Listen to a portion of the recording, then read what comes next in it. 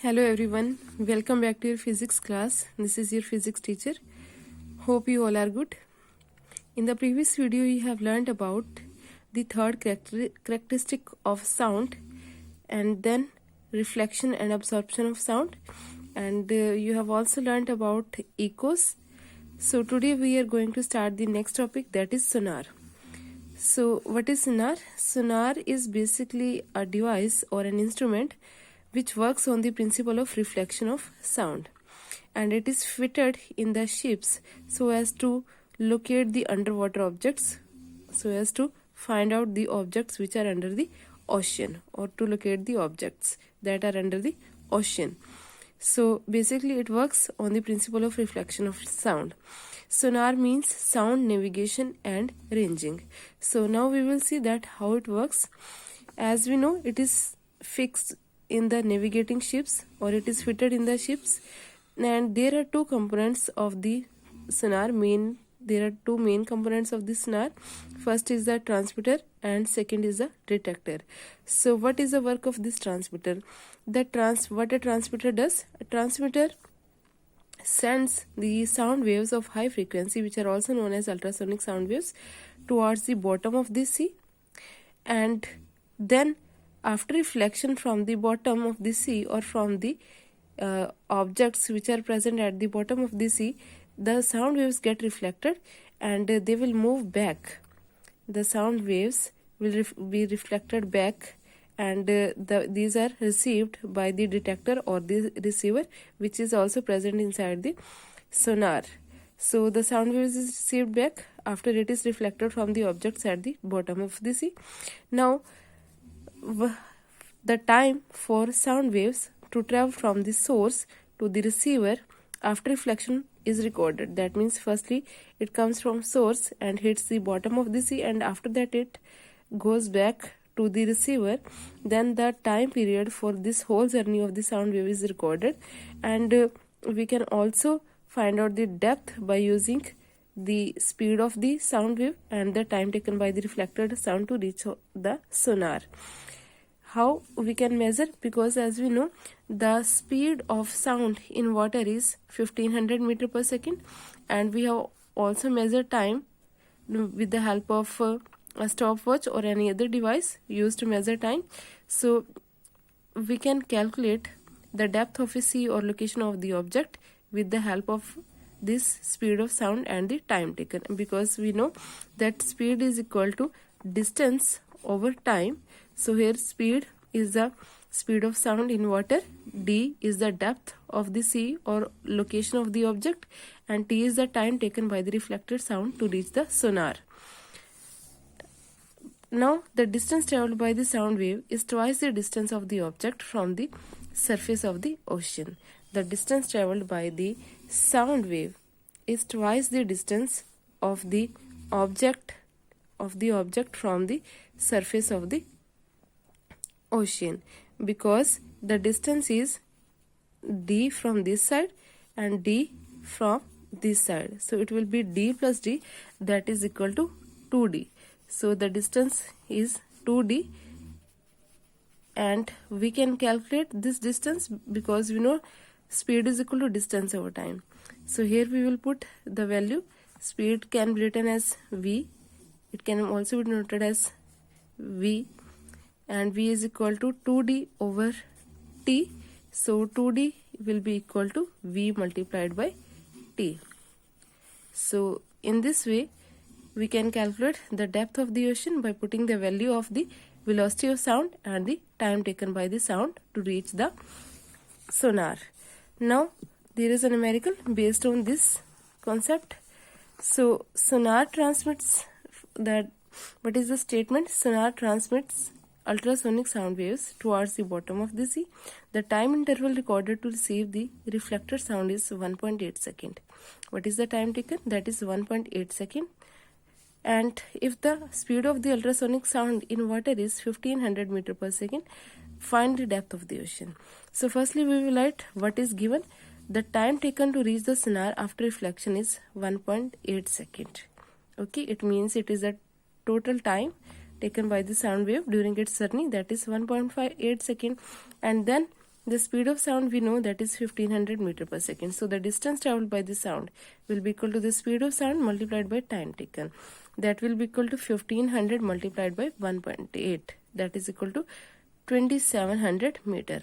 But how we can calculate the depth of the scene? See, because this is the distance traveled by the sound, the total distance from this to this, that is equal to 2d. So here it is 2d. 2d is equal to 2700 meter, and we can calculate d by dividing 2700 by 2. So it will be equal to 1350 meter, 1350 meter. So in this way we can calculate the depth of the sea if we know the speed of sound in water and the time taken by the sound to reach the sonar. Now next is relative speed of sound in different media. Relative speed means that the speed has different sound has different speeds in different media. For example, when it travels in solid, then its speed is more as compared to liquids and gases. So sound energy travels at different rates or different speeds in different media. The speed of sound increases as the density of the medium increases. It depends upon the density of the medium. For example, that solid has high density. The density of solid is more than the density of liquid and the density of the gases. The density of solid is more than that of the density of liquid, and density of liquid is again more than the density of gases. So therefore sound travels fastest in solid, slower in liquid, and slowest in gas. So in this way we can say that there is an effect of density on the speed of the sound. Now there are other factors also which are affecting the speed of sound. What are that? That are density, pressure, humidity, and temperature. Density we have discussed that in liquids the speed of sound depends on the pressure and density of the liquid, and in gases the speed of sound depends on the temperature and humidity.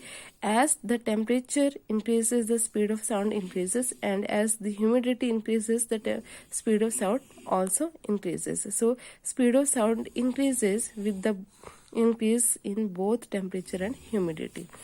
Now we can compare the speed of sound in solid, liquid, and gas. We know if V solid is the speed of sound in solid, V liquid is the speed of sound in liquid, and V air is the speed of sound in air, then we can easily find that V solid is greater than liquid and it is also greater than V air.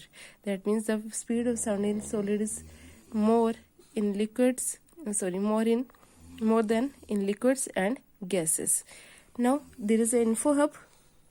Yes, so the speed of sound in air is approximately 332 meter per second, and in water it is about 1500 meter per second, and in iron or steel, which is a solid, it is about 5100 meter per second. So from this it is clear that the speed of sound in solids is much more than in liquids and in gases, that is air. Now to find the speed of sound in air, how we can find out the speed of sound in air? So we can use the formula of speed to find out the speed of sound in air. The speed of sound will be equal to the distance traveled by the sound divided by the time interval. Now this is a table which is representing the speed of sound in different materials. For example, in rubber the speed of sound is 60 meter per second. The speed of sound in air at 40 degrees Celsius means at this temperature will be equal to 355 meter per second, and at 20 degrees Celsius it is 343 meter per second. So in lead, gold, glass, copper, aluminium, you can see the speed of sound. This table represents the speed of sound in different materials or in different mediums. Now next there is info hub, that thunderstorms are heard after the flash of lightning. So why thunderstorms are always heard after the flash of lightning? The reason behind is that we know that light travels in air. The light travels faster in air than sound, because we know that the speed of light is 3 into 10 to the power 8 meter per second, and the speed of sound in air is 332 meter per second. So it means there is a very huge difference between the speed of light and the speed of sound. So the lightning will be seen as soon as it occurs, However, the sound takes more time to reach the earth, simply because the speed of light in air or vacuum is 3 into 10 raised to power 8 meter per second, which is much larger than the speed of sound in air, that is 332 meter per second. So lightning is seen firstly, and after that the sound or the thunderstorms are heard after the flash of the lightning. Now there is a quick check third that we can do. So fill in the blanks. First, the pitch of a sound of any stringed instrument can be altered by changing the length of the string. So you can write here length. In wind instruments, air column vibrates to produce music. Sound of frequencies below 20 Hz and above 20,000 Hz is not audible to humans. For a distinct echo to occur, the distance between the source and the reflecting surface should be above 16.6 meter, or approximately it should be above 17 meter. The acronym for sound navigation and ranging is sonar. So I hope you will understand all these topics. Thank you.